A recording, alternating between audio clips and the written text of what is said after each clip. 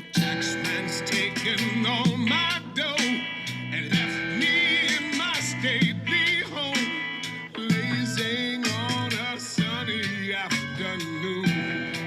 On this, our workshop performance day, I hereby name this our strange little play. A mere 10.5 hours to produce, and hopefully from it you will deduce some understanding of self-inflicted strife of human behavior in this modern life. So sit back, relax, and be astounded. At our inside, you will be well confounded. The taxman's taken all my dough and left me in my stately home. Come along to a rehearsal room to find out about a strange little play which is all to do with obsession with the internet. And Beverley Jordan is here and surrounded by a group of actors who are about to do a performance fairly soon. So we'll let you go in just a moment. What's it all about then, Beverley? The concept of the 2-day workshop is, the objective is to produce a piece of theatre in 10.5 hours. So we start from scratch, we start with a blank canvas, and from there we develop a piece of theatre in 10.5 hours. So quotes of Oscar Wilde, comedy of manners we spoke about. Then we started to reflect on the absurdities of modern day behaviour traits, which led us on to computer use. How much time do you spend on the internet? What do you think are the damaging effects of the internet? And, you know, how important it is to get a good measure between using the internet for good reasons and having a life outside of the four walls. I'm so ugly that I can't leave the house. I need the Botox, the face fillers, the facelift, the tummy tuck. So, Emily, what do you think about the internet? Do you think that it does take over people's lives if you're not careful?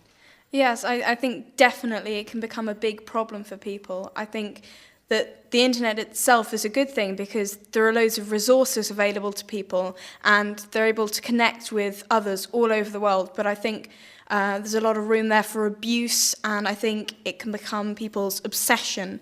And particularly you see problems with online gambling and cyberbullying, for example. Have you had any problems with that yourself, the cyberbullying?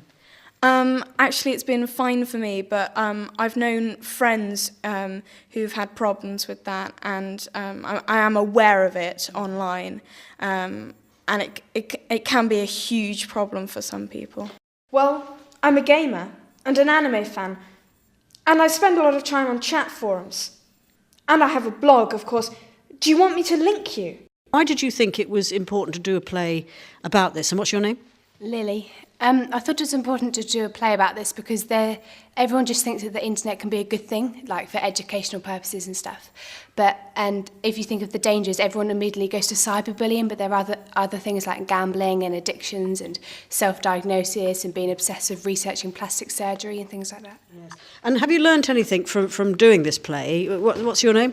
I'm Oriana, and yes, you're made more aware of all the different issues on the internet and how it can be a problem and affect other people's lives in this way, and how people can be enclosed within some walls, as we're exploring here, rather than going outside and communicating.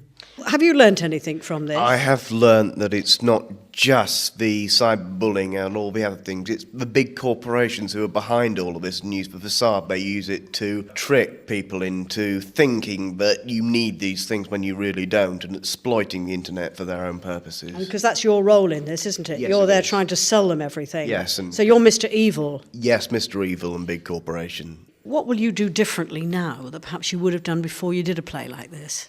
I think it's important that you communicate with people face to face, and you actually go and talk to the people in your house and around you, and don't just communicate with people you've never met on the internet.